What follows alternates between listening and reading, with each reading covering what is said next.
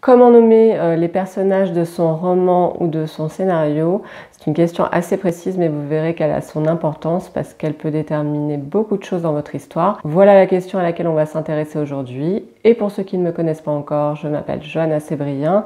Je suis autrice, éditrice, conseil éditorial et prof de scénario. Baptiser ces personnages, ça n'a absolument rien d'anodin et je vous conseille d'ores et déjà de ne pas le faire au hasard. Ça va dépendre de nombreux facteurs, ça va dépendre de ce que vous voulez montrer à travers le prénom et le nom de votre personnage. Ça peut dépendre aussi du genre dans lequel vous vous inscrivez. Il faut vraiment pas prendre cette question à la légère, sachant qu'en plus, tout peut partir du patronyme d'un personnage. Quand un personnage nous vient à l'esprit, quand il se révèle à nous tout à coup et nous pousse à écrire sur lui, ça peut être par l'intermédiaire d'un prénom qui nous vient spontanément, et s'il nous vient spontanément, ça veut peut-être vouloir dire qu'il y a une piste à explorer à travers ce que dit ce prénom. Le prénom et le nom de famille, ça révèle à la fois des origines culturelles, ethniques, religieuses.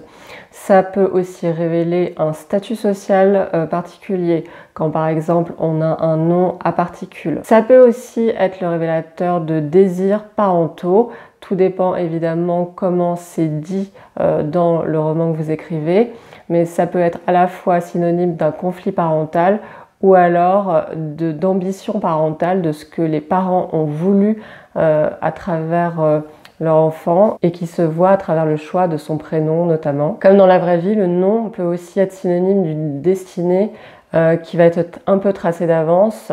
Ça s'appelle les aptonymes. Ce sont les noms qui prédestinent, comme on le dit. Il y a beaucoup d'exemples, je vais vous en citer un. Benjamin Millepied, qui est un danseur étoile et directeur de l'Opéra de Paris. Benjamin Millepied quand même, fallait le trouver. Et des exemples comme ça, on en a plein. Donc comme dans la vraie vie, les noms que portent vos personnages peuvent avoir leur importance et je pense que ce serait vraiment dommage de se priver de cet outil narratif, de ne pas l'exploiter pour dire des choses sur votre personnage. On a vraiment un lien très fort donc avec la caractérisation de votre personnage, mais aussi avec le conflit et l'intrigue qui en découle. Parce que évidemment, ce qui va nous intéresser, c'est les potentiels conflits générés par les noms de vos personnages. Si votre personnage porte un nom à particules, ce qui est déjà révélateur de son statut social, s'il se retrouve dans un milieu qui n'a rien à voir avec lui, on peut imaginer des conflits potentiels. On a même une pièce de théâtre qui a été adaptée en film qui s'appelle Le Prénom et qui montre que le choix d'un prénom pour un enfant peut engendrer de multiples conflits. Alors, je ne vous dis pas de quel prénom il s'agit dans ce film-là, mais en tout cas, c'est extrêmement mal accepté par la famille pour des raisons très précises qui ont un lien avec l'histoire de la famille. À travers cet exemple du film Le Prénom, on voit bien qu'on a toute une trame narrative qui va se dessiner. Je vais vous prendre 3 exemples de techniques que j'ai déjà vues et qui sont liées directement au choix du prénom ou du nom de famille, en tout cas à l'usage qui en est fait par les scénaristes ou les romanciers en question. Dans la série 10%, on a le personnage principal Andrea Martel, qui est une agente très réputée à Paris dans le milieu du cinéma, et on apprend à un moment donné que son vrai nom de famille, ce n'est pas Martel, mais Marteau, et ça lui est bien rappelé par son nouveau boss qui en fait veut la déstabiliser complètement et qui utilise justement son premier patronyme, parce que lui, il l'a connue quand elle était petite, avant qu'elle ne change de nom de famille.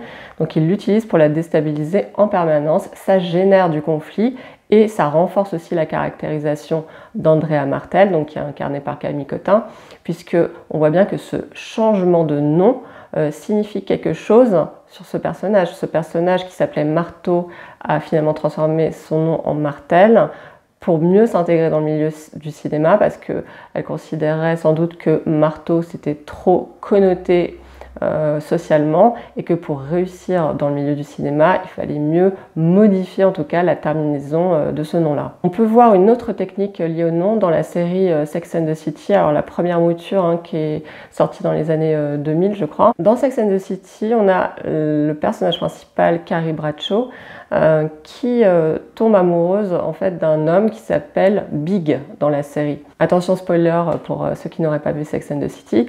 Pendant toute la série qui comporte de nombreuses saisons, ce personnage est toujours appelé Big, que ce soit par Carrie, ses copines Bref, on ne connaît pas en fait le nom de ce personnage. Et c'est vrai qu'on s'y habitue, moi qui ai vu toutes les saisons à l'époque, on s'y habitue, on se pose même plus la question de savoir comment ce personnage s'appelle. Sauf que, c'est là que c'est très bien amené, à la fin on comprend pourquoi ce personnage s'appelait Big depuis le départ, alors qu'en réalité il s'appelle John.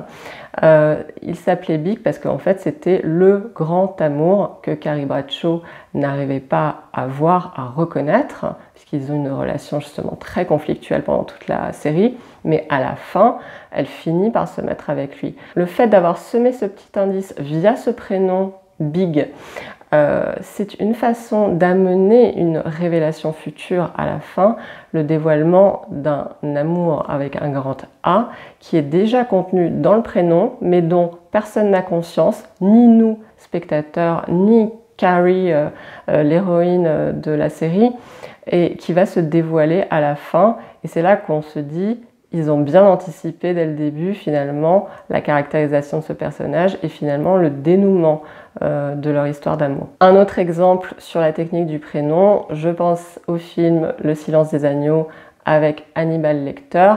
Pour ceux qui l'ont vu, vous savez que Hannibal, c'est un ancien tueur en série qui est emprisonné et qui va aider Jodie Foster, une enquêtrice, à arrêter Buffalo Bill, un autre tueur en série. Hannibal Lecter, pareil, ce prénom de Hannibal, je pense, n'a rien au hasard.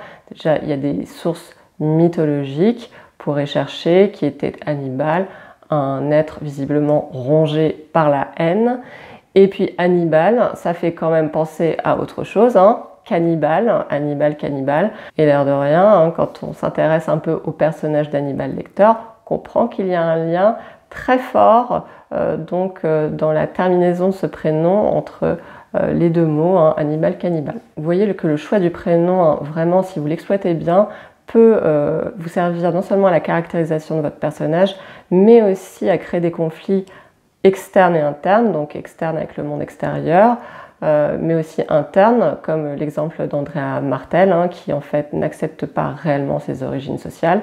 Et vous voyez que ce choix peut aussi avoir un impact sur la trame narrative, puisque le choix du prénom et du nom génère des conflits potentiels, et du coup se répercutera forcément sur la trame narrative. Par conséquent, il ne faut vraiment pas négliger le choix du prénom et du nom de ces personnages, notamment quand on écrit dans certains genres qui relèvent des littératures de l'imaginaire, par exemple, puisque dans l'heroic fantasy, le choix des noms et des prénoms sont déjà des points d'entrée vers des univers qu'on ne connaît pas du tout et qui peuvent totalement nous transporter ailleurs, nous faire rêver, dire beaucoup de choses aussi sur les personnages. Un dernier conseil pour la route, je dirais que si vous êtes un peu bloqué dans la création de vos personnages, essayez déjà de vous demander comment vous les appelleriez et peut-être que de ce choix vont découler un certain nombre de caractéristiques, donc à la fois sa personnalité, mais aussi finalement les conflits potentiels, les objectifs de ce personnage dans votre histoire. Voilà pour aujourd'hui, je vous dis à très bientôt pour de nouvelles aventures éditoriales. Écrivez bien!